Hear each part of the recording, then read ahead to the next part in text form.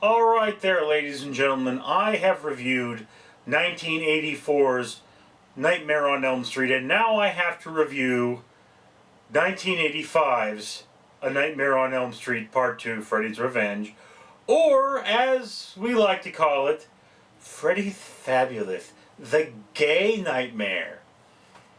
And yes, this film is... If Freddy Krueger were a gay monster trying to turn you gay and killing people because of its gayness,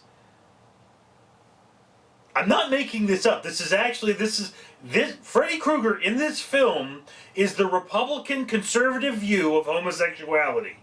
This has been dubbed the gayest horror movie in history. I'm sure it will eventually be surpassed, but yes, Freddy Krueger is essentially a metaphor for homosexuality and violent outbursts in this film. He's gayifying a young man, and then this young man finds redemption in the right woman.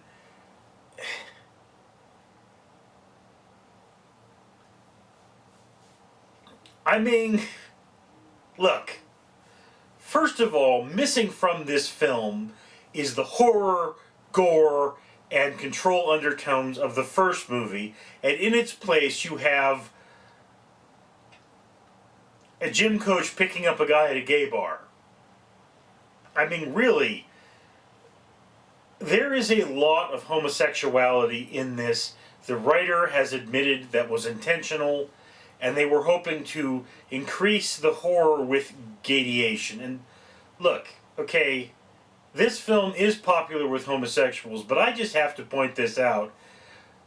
Gayness is not terrifying anymore. I mean, maybe if I lived in the Bible Belt, this movie would just freak me out. But it's like, okay, dude, just be who you are, do what makes you happy. I mean, I'm not that way, but the world doesn't have to be me.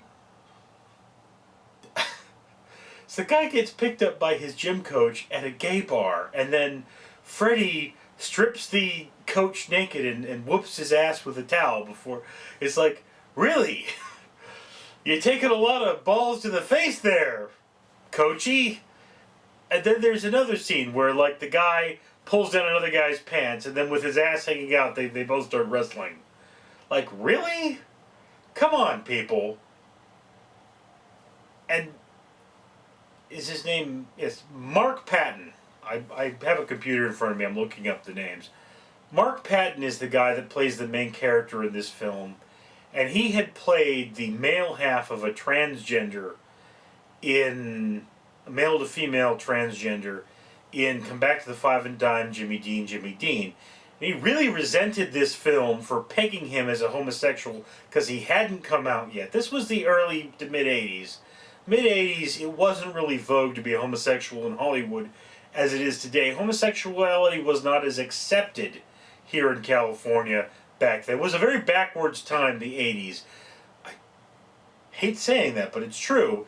And he actually wound up leaving acting for quite some time after this film because of the whole gay stereotype. Found his next new project, people were heckling him about being gay, and of course, what did he go out there and do? He became an interior designer. So good job there, dude. That's a real occupation that's going to prove to the world that you're not gay. But hey, you know, we live in a more civilized time where, at least where I live, homosexuality is much more accepted, and this movie is no longer terrifying. But I will point out, I think this movie is about as enjoyable as Get Out. There's no gayness in Get Out so far as I'm aware, although it sort of does have men entering other men as I think about it, but that's not the point. The point is that, as in terms of quality of the film, this film is about as good as the film Get Out, which is a recent film that was in theaters not long ago. So if you liked Get Out, you're probably going to like Nightmare on Elm Street 2, Freddy's Revenge. assuming homosexuality doesn't bother you. Or maybe you might enjoy it more if homosexuality bothers you. And apparently, I've read that this film is very popular with homosexuals. But, Fred, come on here, try to be a professional. That's my interpretation of Nightmare on Elm Street. You can't really give this a rating. You just know what you're getting into. It's a gay horror movie. It is Freddy Fabulous, a gay horror film.